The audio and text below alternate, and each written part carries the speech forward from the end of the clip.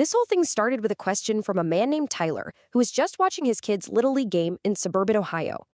And he asked a simple question. What would happen if a pitcher threw a baseball at 90% of the speed of light? All right, so at normal speeds, a baseball just pushes air out of the way. The air flows around it, the ball arrives, and, someone catches it. Pretty straightforward. But at 90% the speed of light, the air molecules in front of the ball, they just don't have time to get out of the way. For all practical purposes, physics as we know it just stops applying.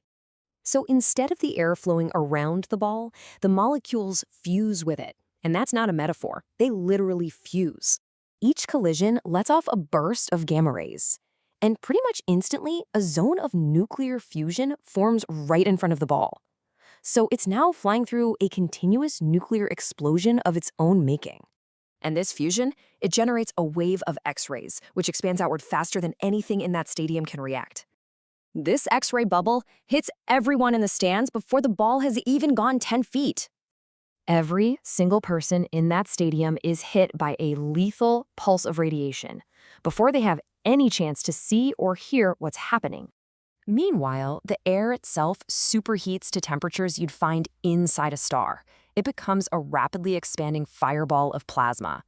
70 nanoseconds after release. That's 70 billionths of a second. The ball arrives at home plate. The batter never saw the pitch. And it's not because it was too fast. The light, the visual information of the pitch, it got to the batter's eyes at the exact same instant the ball itself did. His brain wouldn't have even started to process the image. But of course, that doesn't really matter.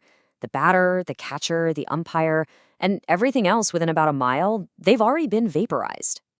The nuclear scale blast levels the entire surrounding neighborhood. Its shockwave flattens structures for miles. And so a mushroom cloud now rises over what used to be a suburban baseball field. So, what's the official ruling? According to the baseball rulebooks, the batter has been hit by the pitch. He may take his base. But here's the most interesting part of this whole thing. The ball actually slowed down. You see, during its 70 nanosecond journey, every one of those nuclear collisions, all that energy transfer, it was actively bleeding kinetic energy from the ball. It arrived at home plate moving slower than when it left the pitcher's hand. So even while it was destroying a stadium and the surrounding neighborhood, the laws of physics kept their books perfectly balanced. It reminds you of the story of Icarus. He flew too close to the sun and his wings melted. But maybe his problem wasn't the heat. Maybe it was just the duration. If your exposure is brief enough, just little hops, maybe you can go just about anywhere.